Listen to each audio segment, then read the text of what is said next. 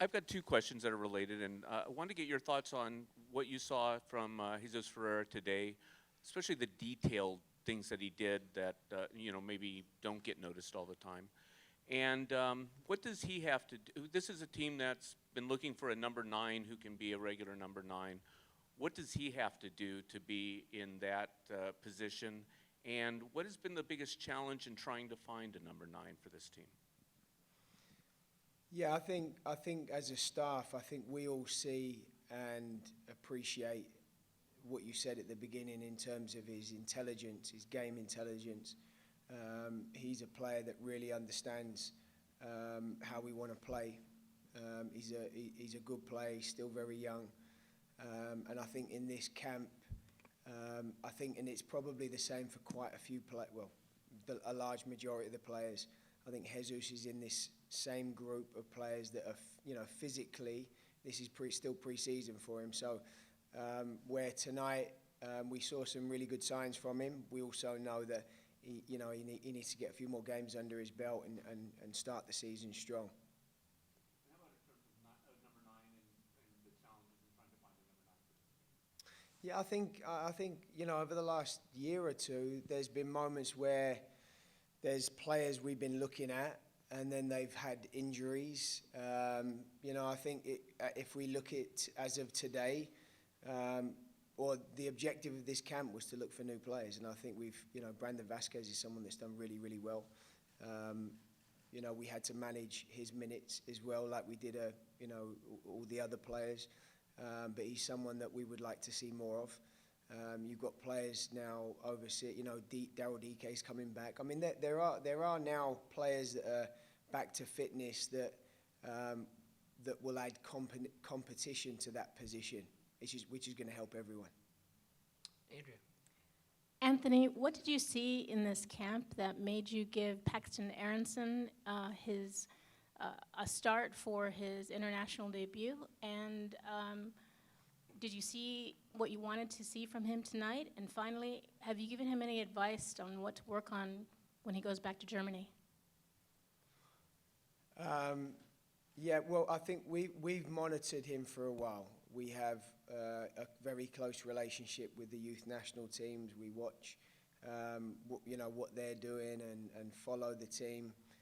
We've had camps with them in the past, and Paxton's someone that we really. He's a high potential young player. He has a lot of quality. He's a bright young player, and we want to support him. And this was a camp for this very reason, to look at players like this, to look at players like Paxton. I thought he did well tonight. I thought it was a tough game. I thought it was a very physical game. I thought it was a game of a lot of transition moments. Which means especially in midfield, in transition, you need physicality, and there's a lot of quick and physical players in there. But he never gave up. Like, he kept going, and he had some really good moments in the game. And then with regards to advice, I haven't had enough time to speak to him yet about what he needs to work on and go back with. But we were pleased with him. We were pleased with him. He's a good young player. We want to help him, and he needs to just keep working hard, working at his game. Paxton, one of 12 players to make their debut during this January camp, a record for this period of time. The previous high mark for debuts during matches prior to the start of the MLS season was 8. It was across 3 games in 2006. We'll go to Stephen Goff from the Washington Post.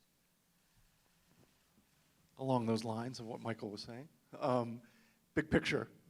He came into this camp with a lot of young guys looking for first caps, and obviously all but one got it, a goalkeeper. Yeah.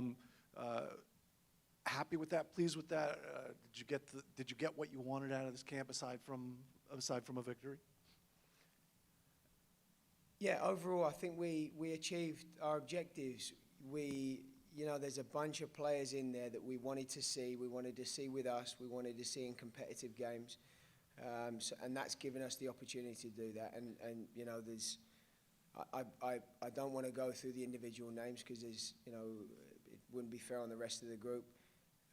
Obviously, one of those players left halfway through the window, which was another bonus for us to get to see Zendejas.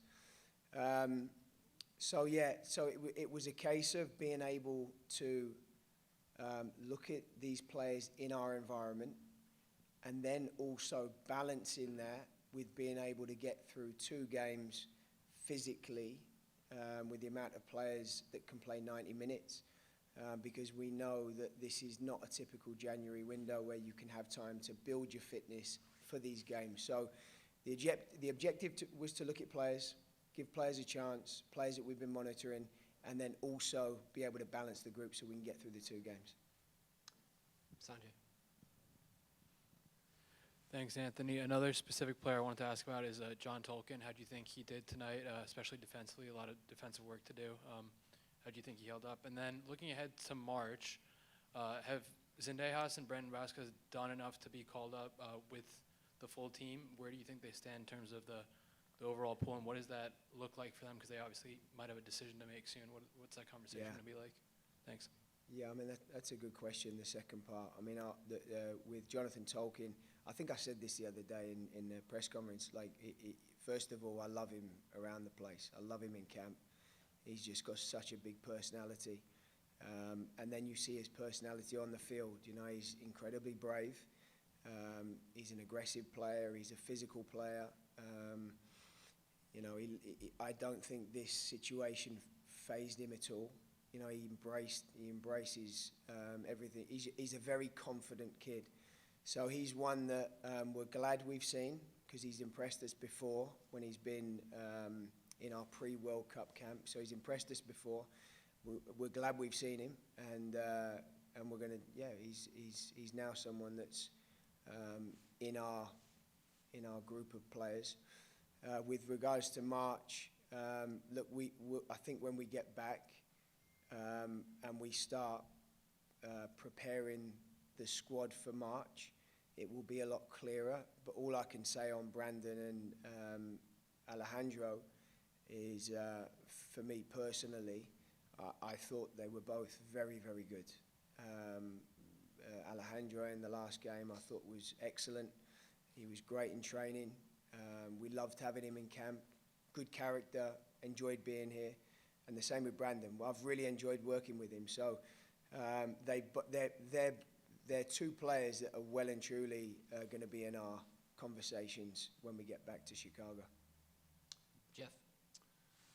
Anthony, Matthew Hoppy's one of those players who's kind of in an awkward spot. I mean, he's not really getting much in the way of minutes with his club, but he has played with the national team before. You know, given the circumstances under which he's operating, you know, how did you think he did tonight? Look, it's exactly what you said, Jeff. Like, Matt's in a. It's not easy when you're not playing first team football for your club and moving to a new club. And first of all, we were so pleased to get him in this window. I think it's good for us to see him, and I think it's been good for him just to get a change of scenery and also games. I can tell you this. I mean, we were getting information late in the game, and unfortunately, we couldn't make any more changes because we'd already had assigned changes for physical reasons. But Matt was one of the players that was struggling to play 90 minutes. And I think he was struggling to play 90 minutes because he played at such a high intensity in that game. I mean, what I love about Matt is he just never gives up on anything. You know, he must. I would imagine for defenders, he's horrible to play against because he just doesn't stop going. He chases down lost causes. He's tenacious. He's direct. And he did all that tonight, having not played. You know, he's played games, but under 21 games, he's not played official, competitive. You know, games that mean something. So. Yeah, Matt is at a really good camp. He came in late, but he's done really, really well. I'm pleased with it, pleased for him, and pleased with him. Fernando. Yes, how you doing, Coach? I'm sorry to look a little bit into the future, but it was a huge news that Copa America is coming back to the U.S. and that mix between CONCACAF and CONMEBOL. What's your opinion? I think it's great news. I think where the program is at the moment in terms of what's been done over the last 4 years. The team have had very lofty ambitions, and we've worked towards a goal of changing our identity, of how we play, and I feel we've done that. We had to, way back 4 years ago, had to change the squad, because, due to the age of the squad, there needed to be change. I feel we've done that. We now have a really young, exciting group of players, and that all culminated with, a couple of gold medals, qualifying for the World Cup, and then a really good showing at the World Cup. So I think for the States as a country, the national team is improving. It's trending in the right way, and then also soccer in this country is growing so quickly, and it's everyone outside of the country is recognizing that. They see new clubs coming into MLS, the stadiums, the facilities, the crowds, the passion of the fans. So everything is moving in the right direction. And then to get this news about the Copa America is just amazing news.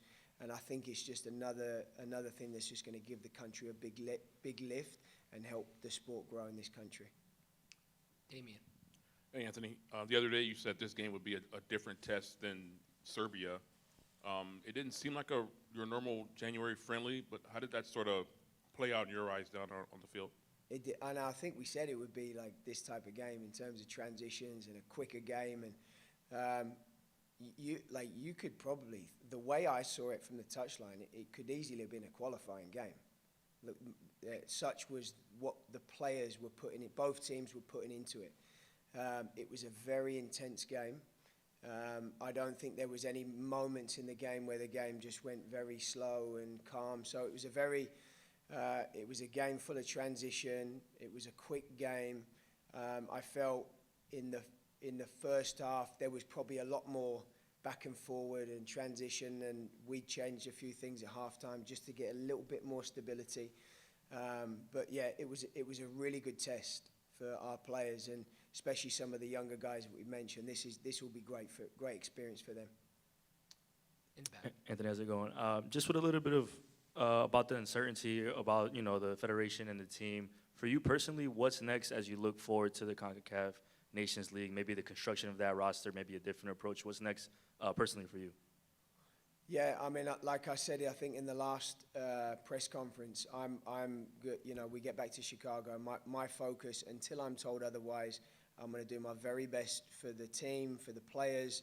I really feel privileged to have been part of the last 4 years. We've just had a talk in the locker room. We've got an amazing group of players, and a large number of the players are not here, but I can assure you, the players love playing for this team. They love coming to represent the national team, and to work with a group of players like that is a real privilege. So where I feel I'm at, my responsibility, until I'm told otherwise, I'm going to do all I can to help the players, help try and improve the team, help try and take the style of play forward, help the staff. We just want to keep improving things. So that's where my focus is going forward.